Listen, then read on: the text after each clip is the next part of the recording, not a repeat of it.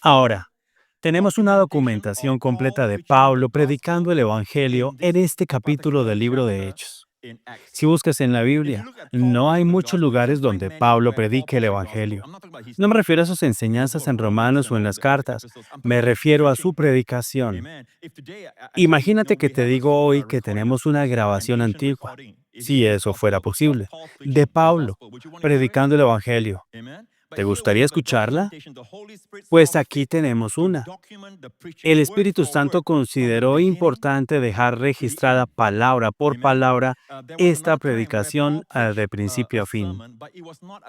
Hubo otra predicación en que Pablo predicó un sermón, pero no fue completo porque la gente lo interrumpió. Fue en Atenas. Pasó por la ciudad y vio que estaba llena de ídolos. La Biblia dice que encontró un altar con una inscripción que decía, al Dios no conocido. Y les dijo, vi que tienen un altar al Dios no conocido. Quiero hablarles de este Dios. Él comenzó a predicar diciendo que en Él vivimos y nos movemos y que este Dios cuida de las personas, que nos hizo a todos de una misma sangre.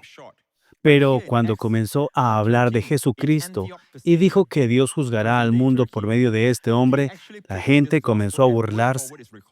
Algunos creyeron, pero muchos se burlaron. Lo detuvieron antes de que pudiera terminar de predicar el Evangelio. Pero en Hechos 13, en Antioquía de Pisidia, lo que hoy sería Turquía, Pablo sí predicó el Evangelio completo y fue registrado palabra por palabra hasta el final. Pablo empezó hablando de la historia de Israel. Estaba en la sinagoga, hablando con los judíos, recordando cómo estuvieron esclavizados en Egipto y cómo Dios los liberó.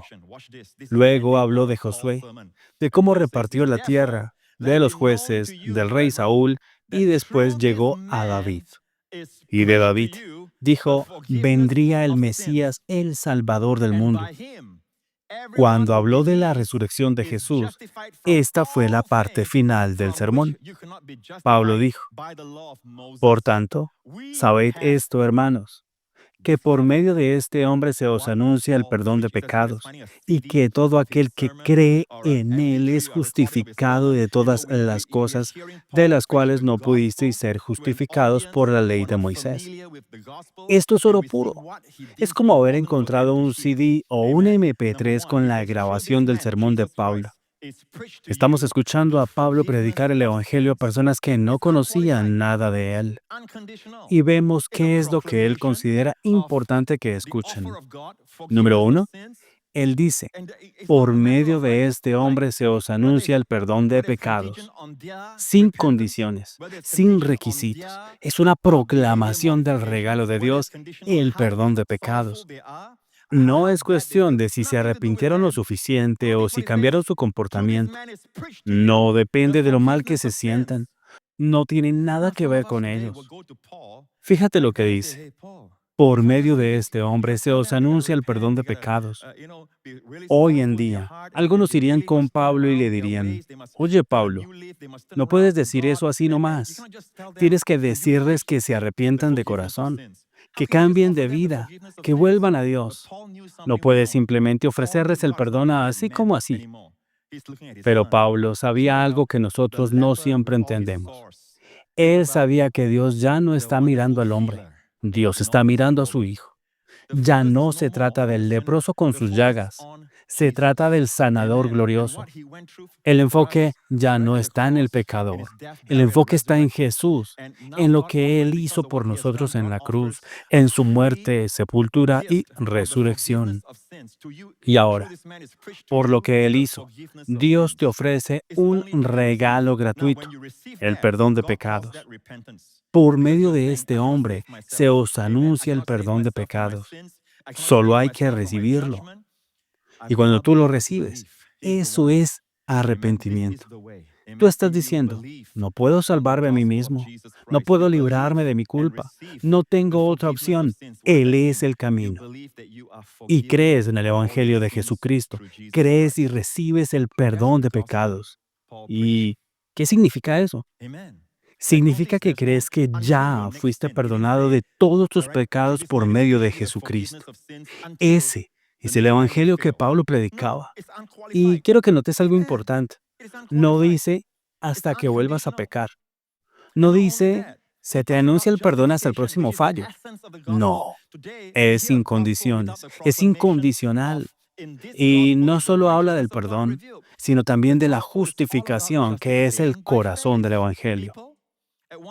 Hoy en día se predican evangelios que no hablan de cómo, a través de este mensaje, se revela la justicia de Dios.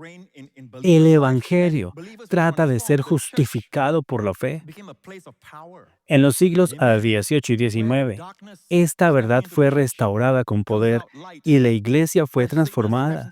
El Espíritu Santo pudo moverse con libertad. Los creyentes eran cambiados y la iglesia era un lugar de poder. Donde entraba la oscuridad, salía la luz. Donde entraba la enfermedad, salía sanidad. Había milagros. Amigo, hemos perdido el Evangelio. Necesitamos redescubrir el Evangelio de Jesucristo. Se trata de la justificación por la fe. Después de anunciar el perdón de pecados, Pablo dice, y por medio de él, todo aquel que cree es justificado de todas las cosas de las que no pudiste ser justificado por la ley de Moisés. Lo es. Y la palabra justificado aquí es dikaiō, que significa declarado justo. La traducción literal de Young dice de la siguiente manera: y de todas las cosas de las que no pudiste ser declarados justos por la ley de Moisés, en este, Cristo, todo el que cree es declarado justo. Es tan poderoso. Lo repito, todo el que cree es declarado justo. Cuando Pablo predicó el Evangelio a los pecadores, predicó un Evangelio sin condiciones. No esperaba que respondieran de cierta forma antes de recibirlo. Simplemente lo anunció para que creyeran. Y sí, no todos creyeron, pero muchos sí lo hicieron. Este es el Evangelio que hemos perdido. El Evangelio que declara que tú has sido hecho justo y es tuyo para creerlo. Y cuando crees bien, vas a vivir bien. No te preocupes por eso. Ese será el fruto del Espíritu en tu vida. Pero no puedes decirle a los pecadores que se limpien primero para venir a Jesús.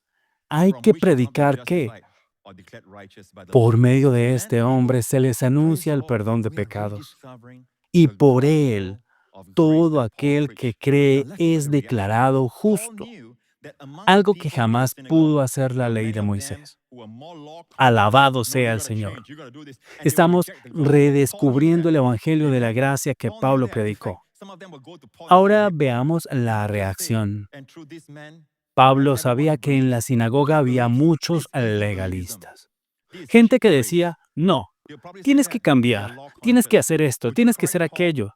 Y ellos rechazarían el Evangelio. Pablo lo sabía. Incluso, algunos lo confrontaban diciendo, ¿cómo que solo creer? Eso es gracia barata, eso es creer demasiado fácil.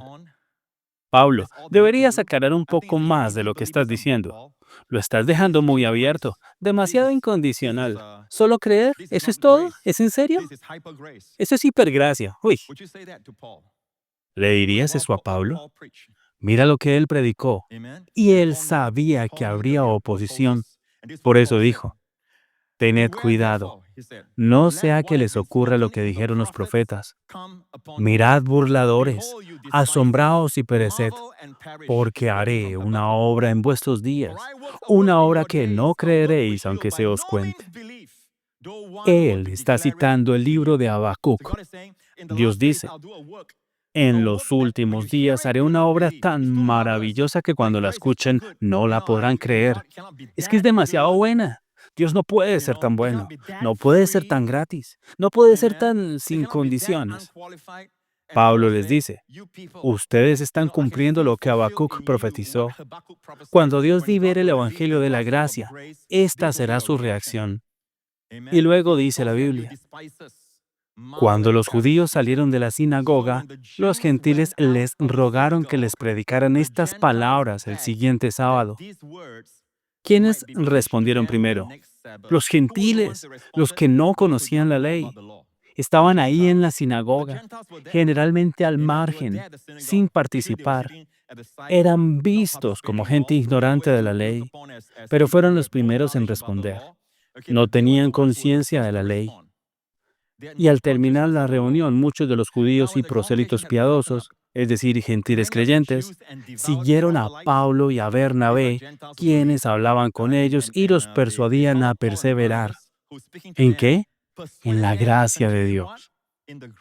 No, no empezar en la fe y luego irse a las obras. No. En este Evangelio, la justicia de Dios se revela de fe en fe, no de fe en obras.